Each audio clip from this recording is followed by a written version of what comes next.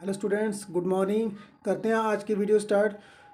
आज का हमारा टॉपिक है ऑर्बिटल वेलोसिटी। क्लियर है? तो स्टूडेंट, ये ऑर्बिटल वेलोसिटी क्या है, ये मैंने आपको पिछली वीडियो में बता दिया था कि ऑर्बिटल वेलोसिटी जो है is defined as that velocity with which when the body is fired in an horizontal direction then the body is continuously revolving around the earth, okay, and not hit on the surface of the earth.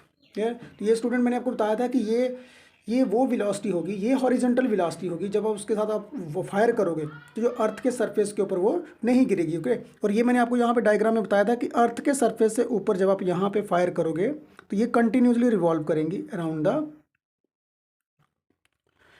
The earth, okay. Clear है? तो हम सबसे पहले इसकी define लिखेंगे, okay. Student, जहाँ मैंने define लिख दिया, ओके। देखो, orbital velocity is defined as that velocity, okay, with which when a body or projectiles is fired in the horizontal direction above the dense layer of the atmosphere starts orbiting the earth and does not fall on it, okay. यहाँ तक ये student clear है, okay, कि हमने जो है atmosphere से ऊपर से हमने जो इस बॉडी को जो है वो जो फायर करना है with a suitable horizontal velocity के साथ, ओके। क्लियर है? तो हम इसका जो है एक्सप्रेशन स्टार्ट कर देते हैं। ये देखो, कंसीडर एन अर्थ, ओके। तो अर्थ का ये आर क्या है, रेडियस है। अब हमने यहाँ से एक सूटेबल हाइट लेनी है, ओके, और ये हाइट होगी हमारे पास क्या है, एच। अब हमारे पास यहाँ पे इस पॉइंट के ऊपर हमारा सैटेलाइट है, ओके, और इसका मास है एम। अब हम यहाँ से इसको एक ऑर्बिटल वेलोसिटी प्रोवाइड करेंगे जिससे क्या होगा, ये सर्कल में मूव करेगा। किस में मूव करेगा स्टूडेंट? सर्कल में मूव करेगा, ओके। क्लियर है? और ये जो अर्थ के ऊपर on the surface of the अर्थ के ऊपर ये दोबारा से नहीं हिट करेगा, ओके। क्लियर है? तो इसको हम सबसे पहले देखो लिखते हैं इसके बारे में। देखो, consider a body of mass M, clear, orbiting around the earth surface of mass M. Clear? Earth का मास क्या है, कैपिटल एम। जो मास ऑफ द सैटेलाइट है वो कितना है, स्मॉल एम, ओके। क्लियर है स्टूडेंट? अब देखो, सबसे पहले मान लो एक फ्रैक्शन ऑफ सेकंड के लिए ये सैटेलाइट जो है वो यहाँ पे रुका हुआ है, ओके। अच्छा, अब इन दोनों के बीच में जो accordings to the gravitational law है, इन दोनों के बीच में क्या होगा, फोर्स ऑफ अट्रैक्शन होगी। क्लियर? तो यहाँ पे लिखते हैं सबसे पहले number, how F be the force of attractions, be the force of attractions between the satellite and the earth, okay, that force is known as the gravitational force। तो जो gravitational force होगी वो कितनी होगी आपके पास यहाँ पे, ये देख लो, F is equal to G capital M small M, और इन दोनों के बीच का डिस्टेंस कितना है आपके पास इस समय स्टूडेंट? इनके बीच में जो डिस्टेंस आ रहा है वो आ रहा है आपके पास R plus H, okay, R plus H का होल स्क्वायर, ओके। तो इसको लिख लो इक्वेशन नंबर 1, ओके। यहाँ तक ये चीज़ क्लियर है? तो यहाँ पे हमें मेंशन करना पड़ेगा कि आर क्या है हमारे पास,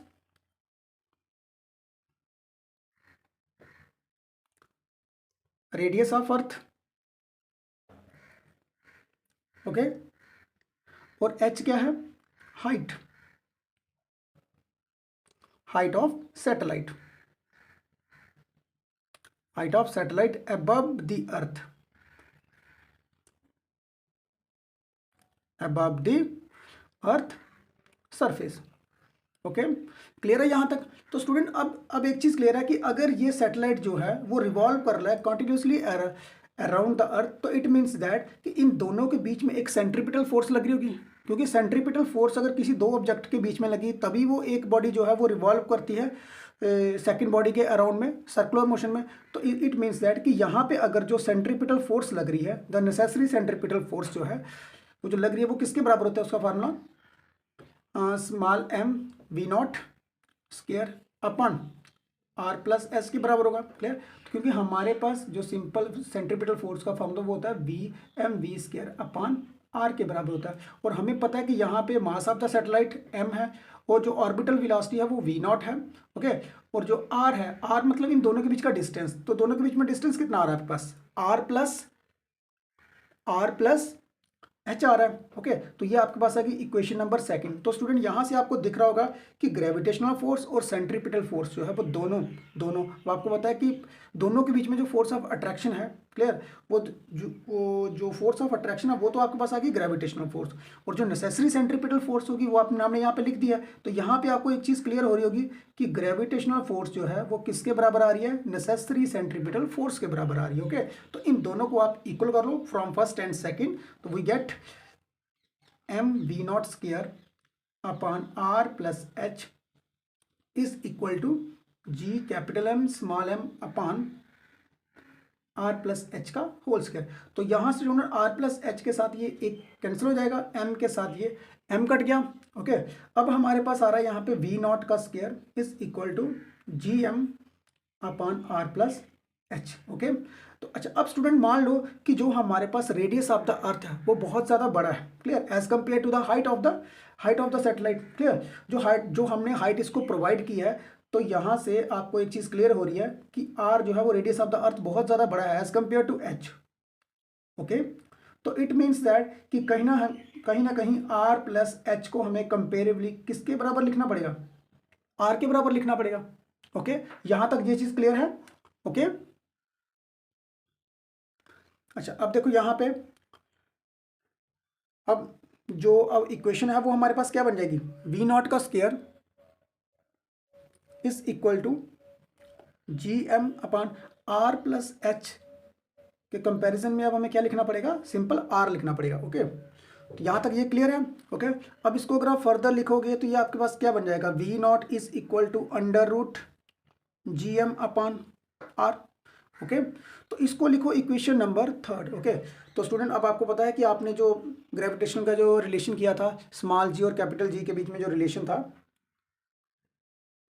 बट स्मॉल जी जो है वो किसके बराबर है, G M upon R square के।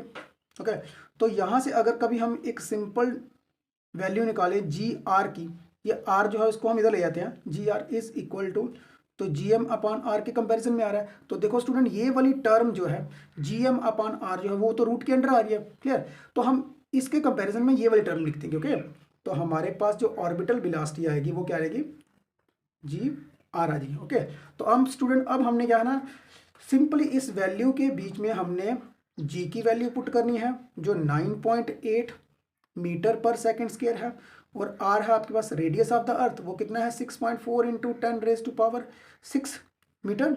ओके, जब आप ये दोनों वैल्यूज़ यहाँ पे पुट कर दोगे तो स्टूडेंट हमारे पास जो आएगा वो आएगा अंडर रूट में 9.8 इंटू 6.4 इंटू 10⁻⁶। ओके, ये आ रहा। तो जब आप इनको मल्टीप्लाई करके तो रूट को सॉल्व करोगे तो फिर मैंने स्टूडेंट ये मल्टीप्लाई कर दिया, तो इसका जो आंसर है वो आ रहा है 7.92 इंटू 10⁻3। ओके, ये आ रहा है। तो वेलोसिटी है तो मीटर पर सेकेंड आएगा। ओके, तो जब आप इसको फर्दर सॉल्व करोगे तो 10⁻3 की जगह पे आपने क्या लिख देना है 9.2 इंटू 7.92 किलोमीटर पर सेकेंड। ओके, तो स्टूडेंट ये आ गई आपके पास ऑर्बिटल वेलोसिटी। ओके, यहाँ तक ये क्लियर है। ओके, तो ये आपके पास ये एक पर्टिकुलर ये वेलोसिटी है, अगर आप इस वेलोसिटी के साथ सैटेलाइट को एक सूटेबल हाइट प्रोवाइड करके तो आप उसको हॉरिजॉन्टल वेलोसिटी प्रोवाइड करोगे, तो that is the minimum velocity with which the satellite continuously revolving around the earth and never fall on the surface of earth. Okay, यहाँ तक ये चीज़ क्लियर है। ओके, अच्छा स्टूडेंट अब मैं एक छोटा सा क्वेश्चन करने जा रहा हूँ यहाँ पे, relations between escape velocity and orbital velocity. Okay, तो सबसे पहले नंबर जब हमने एस्केप वेलोसिटी किया था तो वो कितना था, √2 जी आर। ओके, तो इसको आप थोड़ा सा सॉल्व कर लो, √2 को बाहर कर दो और जी इस तरह से कर दो और इसको कर दो इक्वेशन नंबर 1। यहाँ तक ये क्लियर है स्टूडेंट, हमने एस्केप वेलोसिटी के छोटा सा दोनों के बीच में कंपैरिजन हमने करना है। ओके, क्लियर है। तो पिछली वीडियो में मैंने एस्केप वेलोसिटी की जो डेरिवेशन निकाली थी वो आई थी √2 जी आर के कंपेरिजन, और उसको मैंने अब थोड़ा सा सिंपलेस्ट किया। ओके, तो अभी हमने जो ऑर्बिटल वेलोसिटी की है वो कितनी आ रही है आपके पास, √2 जी आर के कंपैरिजन। ओके, और ये आपके पास इक्वेशन नंबर सेकंड, सिंपली आपने पुट कर देना है इक्वेशन सेकंड को इन इक्वेशन फर्स्ट में। तो देखो क्या आ रहा है, जो एस्केप वेलोसिटी है इंटू वी नॉट। ओके, तो चाहे आप इस डेरिवेशन को इस तरह से रखो, तो या फिर आप v upon V naught is equal to under root में कर दो। ओके, ये आ गया आपके पास relationship between orbital velocity and escape velocity. Okay, यहाँ तक क्लियर है स्टूडेंट्स? उसने यहाँ तक ये सारा का सारा है आपके पास सिंपली एक ऑर्बिटल वेलोसिटी, ओके, और relationship between escape velocity and orbital velocity. Okay student, अगर कोई भी प्रॉब्लम्स होगी तो वो कमेंट्स में मुझे सेंड कर देना। Okay, okay student.